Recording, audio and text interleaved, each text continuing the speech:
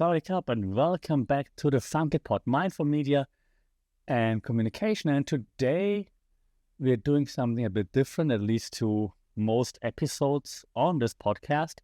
If you're an OG, a long-time listener, then first of all, I appreciate you very much. And secondly, you've seen those special episodes. They happen twice a year, once every 6 months or so. And, well, it's less theory and more real talk, because it's the end of the semester here at uni, and instead of diving into algorithms, persuasion tactics, or the semiotics of TikTok, if you will, I'm going to take a step back, and I'm going to take you with me to reflect, rant a little bit, and maybe even learn something from what unfolded across, I know, classrooms, lecture halls, AI-infused whiteboards, administrative offices, and so on. Let's call this one, I don't know, the semester debrief, what worked, what flopped, and why teaching still matters. Let's go. And I have like a few different areas where I was lucky enough to teach this semester. I'll start with my two more or less regular usual suspects, if you will. And the usual suspects this semester were a subject called Writing for Broadcasting. One that's called Art for Storytelling. It's a new subject we just started this year. And then I had one new media studies course as well. Okay, so let's jump right into it. I start with the Writing for Broadcasting, okay? In this class, I only teach the second half of the semester. And so the goal is to teach students how to write with clarity. Right? It's like a bit of structure, a bit of like flair for the spoken word. But that's the thing, right? So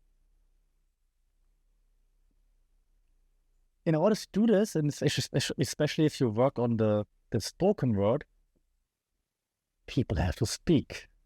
And in Thai lectures at Thai Unis, speaking isn't always encouraged, or in Thai schools, speaking isn't always encouraged.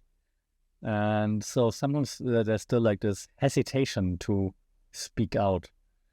So first challenge would be engagement. Also attendance was inconsistent. I don't know if it's part of what happened in the first half of the semester, but I don't think it's because they're lazy. I think it's more like a conditioning that they just treat class like a checklist, like show up, get the grade, move on. So just show up any time in the class. And so class starts at 9 a.m., so early.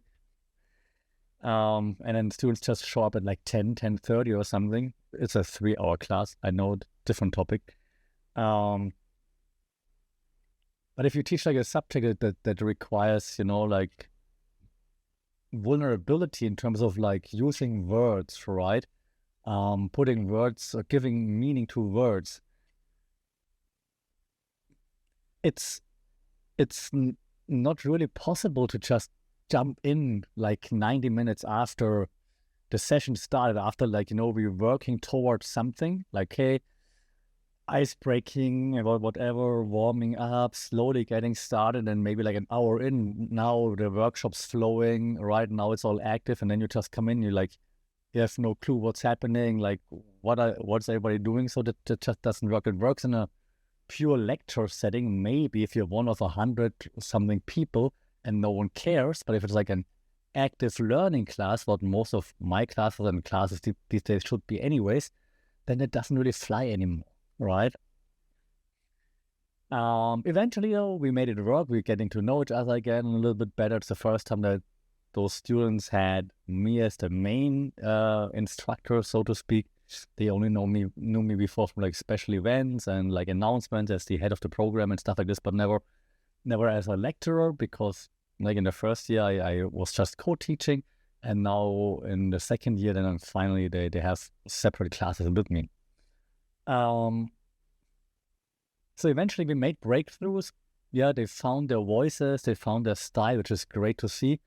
because the students who did show up regularly, they actually delivered final projects that were really, really good. I don't want to say brilliant because then their egos are going to be blown up, but they were really good. The creativity was there, partly witty, structurally sound, everything you want from it's a second year class, okay, from a second year class, which proves that given space and trust, which I find very important in lectures or in classes, if you give them space and trust, you can actually make great work happen, which is really cool. I don't have favorites, pardon me, but if I were to pick a favorite, I don't have favorites, but art of storytelling would have been my favorite in this semester as a class.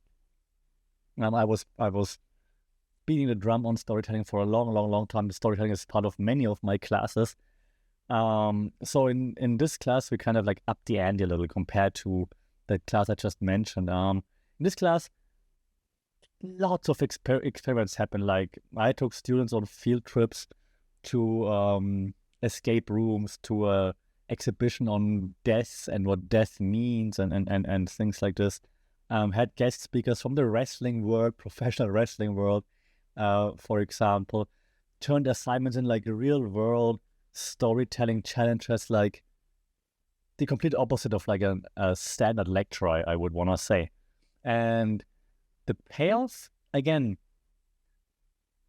those who actually then, showed up to all the workshops and everything, was really good. Like I was really happy with the payoff in the end.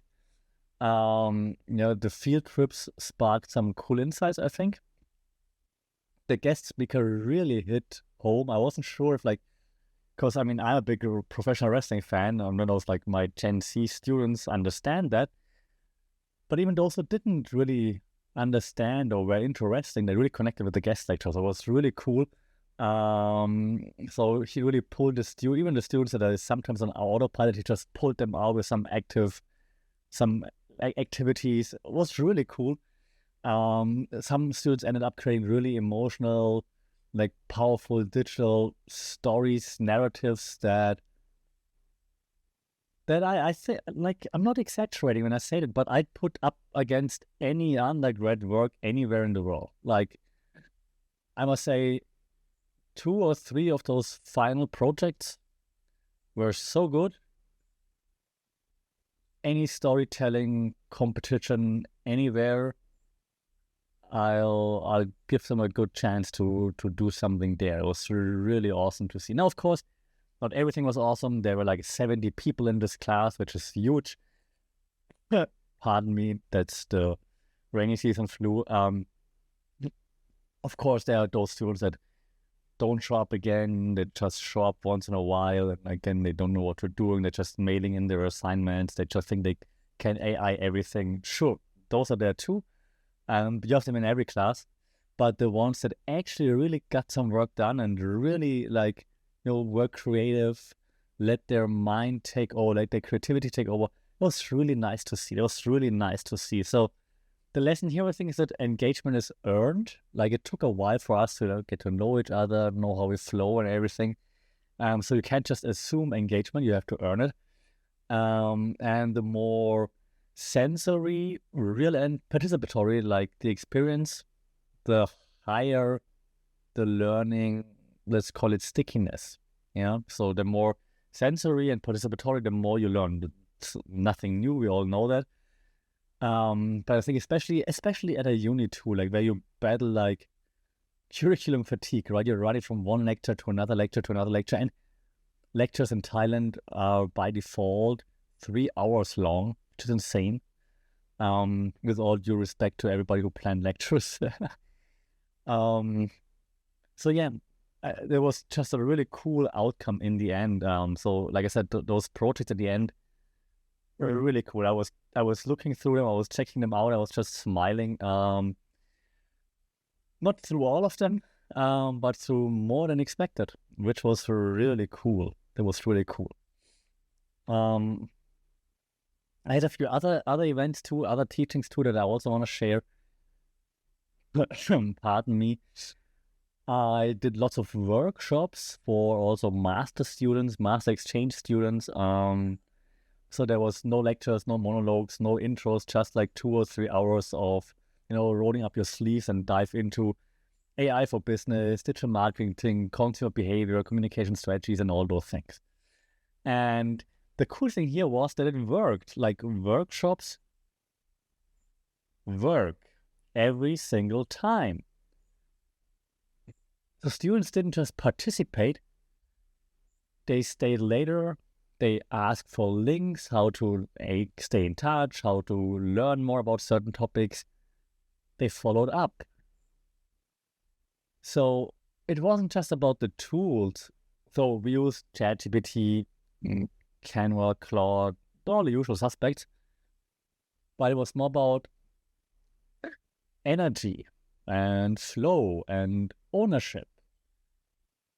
And again, there's a reason why workshops exist, because this workshop model just creates more energy than a normal lecture model would. And I still do not understand. I mean, I do understand why lots of lecturers, in the name, prefer lecturers, because they're lecturers, not workshoppers. Oh, we're on fire with those puns today. But activities, active learning is just so much better than lecture learning, obviously. And this was just a perfect sandbox for me to apply, pardon me, all those d.school design thinking principles that I'm a big fan of ever since I took that d.school scholarship thing course back in the day. It's apologies. Apologies for the coughing, but I still wanted to give you that podcast. Yes, I'm a big fan of like the d.school design thinking principles approach that shaped lots of my teaching. Empathy first, prototype fast, reflect, and then iterate. That's what we do, and it works. Like I said, every single time. So try, experiment in class. It's worth it. Okay, it's really worth it. And when you frame like AI not as like robots taking your job, but as tools to expand your creative and strategic bandwidth, suddenly students lean in. They lean in hard, right? So yes, do that.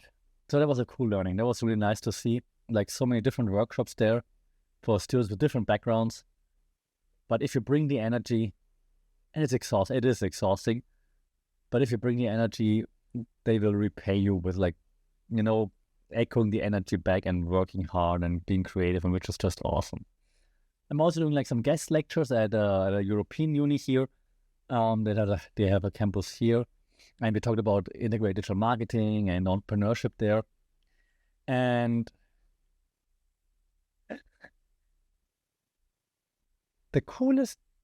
one of the cooler things to experience there was like our last session together. The last session that I have with them is always the most boring one, because according to the syllabus, I have to talk about Google Analytics. Now, it's important to understand how analytics work, like what you can track, all those things. But it's always the last class that we have together at the very end of the semester. So students usually are tired. They're already almost done with their projects. And now we have another class. Oh, God. And it's the least exciting topic, usually. Now, of course, I try to make it interactive, engaging, and whatnot. Sometimes it works, sometimes it doesn't work as well. This time, the students were just really cool about it. Like, they asked the right questions, they tried the right things, they figured stuff out. We looked through what to track, what not to track, why certain websites get certain numbers. And after that, students actually came and said, like, it was so much fun. You should have a YouTube channel. Hey, subscribe. And things like that. That just, again, shows that if you're putting the energy in, they will reciprocate. Not everybody, because it's not everybody's cup of tea. You're not everybody's cup of tea. It's normal. But if you put in the energy, something's going to come back. Something will come back, which is really great. So that was lots of fun, because I did expect it. I did expect that much energy coming back in an analytics class, for example. The other classes before were even more fun, of course, are like also fun. But it was just cool to see that, like, in the most boring class of the module, so much fun was had. It was amazing. So when you move away from lectures and shift to like those hyper interactive formats, you create the energy, right? But also chaos. And so the question, of course, becomes, how do you maintain structure and also ensure theoretical grounding and cater to learners who don't naturally engage and don't let the chaos take over, right? It's the classic like edge of the envelope problem. And do you teach to the middle? Do you teach to the top? Or do you build like layered access where theory exists, but the doors to entry are like multiple doors, right? Kind of like transmedia storytelling if you want to add like a communication point of view to it. And I don't really have a final answer if I'm honest, because I don't know like which is the best approach, right? But I do know that the future of teaching isn't standing, or as it mostly is in Thailand, sitting in front of a room reading slides. Yeah, it's maybe like kind of like choreographing, freestyling, learning experiences that I think invite action, reflection, and expression. That really matters. So, and I don't want to bore you with too many like teaching theories, but just a few closing reflections, right? So students, I think here that I get to meet, which I'm very lucky that I meet so many different students, they're very often quite bright. I mean, that's why they study with us. Thoughtful and very capable, especially Thai students, however, are taught by the system to usually, especially like high school, primary school, and so on, to prioritize compliance over curiosity. And I think we have to push that back. And I know lots of schools out there, especially smaller schools, are doing a great job at like breaking that old school habit, but there are still many schools that unfortunately enforce that. Silent projects, right, when giving room to breathe, are, I think, or just generally projects are where like the real talent emerges. Just let your creativity flow. I guess lectures, field trips, and I hate it. I hate when I hear this. They're just add-ons. They're not. Like, at least to me, they're not add-ons. They're lifelines for engagement. They're making things more special. And they're not just add-ons. And as I said, workshops work. Always, so far always, but they require stamina and preparation. You have to be prepped for basically everything. I clearly over-prep for everything. I freak out every single time before I have a workshop, no matter if it's for PhD students, master students, high school students next month. If I go to a conference, if I do like corporate workshops, I always freak out a day before. I always over-prep, but I guess that's okay. And the d.school approach, so again, massive props to like the d.school that gave me lots of the tools I'm using still. They're human-centered, fast, reflective, definitely beats that lecture-first style every single time. So, yeah, I think that was a quick recap on the semester. Some chaos, some brilliance, some quiet breakthroughs. I didn't talk about conferences and things. Maybe it's in the next episode. Or maybe I just keep it to myself. And now it's time to reset, to recharge, and because we never really switch off, let's be honest, start designing the next round. And the next round's going to be amazing. Starting in August, new semester already planned. We will have a conference organized by my students. We will have Digital Strategies of Tomorrow. We will have a hackathon, AI communication centered hackathon at university. So stay tuned for that. It's going to be like 2.5 days or 2 days straight action. We will have a digital literacy workshop for primary schools. Oh God, I don't want to spoil all the projects, but it's going to be awesome. I can't wait for that. I'm looking forward to some rest in between, some creative rest, but I can't wait to actually start seeing how students take on all those challenges in the next semester.